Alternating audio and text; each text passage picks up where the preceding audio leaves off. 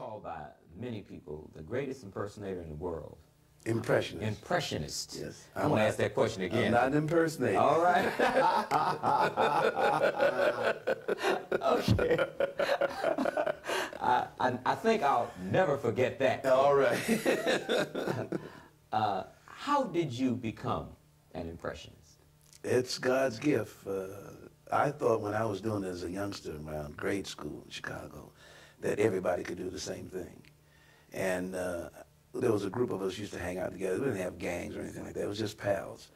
And we would get empty bottles and get the deposits on themselves, Chicago Defender paper, you know, and hustle up to try to get our show fare and popcorn money for the weekend. And if we were short, they'd make sure that I went to the movie, because those that weren't able to make it, when I come out of the theater, I'd sit them all on the steps, you know, and I'd run down the newsreel, you know, and the cartoons and the main features and the serials, you know. I'd run the whole thing down. They'd say, man, you sound just like those guys, you know. But I thought everybody could do it. Who Ralph Bunche was, what his life was about, Yeah. and why, in your opinion, he merited the attention of a Bill Greaves to do a film on him. Well, listen, Ralph Bunche was one of the sharpest, most fascinating, and most committed human beings that I've had a chance to think about. When I first started doing the film, I didn't know a great deal about Bunche, but I was curious about him. How is it that he could be at the pinnacle of this organization, the United Nations, second in command, this worldwide... He was United Nations Undersecretary? Undersecretary General of the United Nations. How did he get there? How is this possible?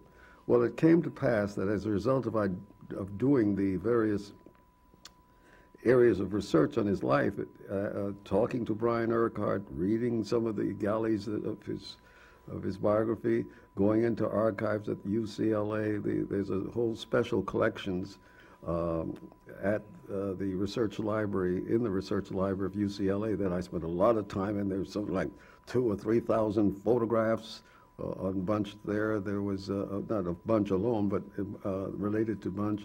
There were all kinds of documents. There's something like, I would say, 200 boxes, legal-sized boxes, with 3,000 folders of his writings, of his speeches and diaries. It was 1972, and Black America was in the throes of a cultural catharsis called the Black Revolution. Although revolution may be considered a strong term in today's era of political correctness, back then it symbolized a nationwide awakening among blacks. Black leaders became as visible as they were vocal and caught the ears of a population desperately seeking equality. Now, a quarter of a century and thousands of protests later, how do these voices sound? Were they the seeds of progress or just hollow rhetoric? Here's a look at the Black Summit of 1972, Part 1. Reverend Ralph Abernathy, Imamu Amidi Baraka, Dr. James Chief, Reverend Albert Clegg, Congressman Charles Diggs, Jr., Mr. Dick Gregory, Miss Dorothy Height, Mr. Roy Ennis, Mr. Vernon Jordan, Dr. John Morsell. Of Islam will now be made by the Honorable Elijah Muhammad by phone from his home. Go ahead, please. Unless we want to be lost.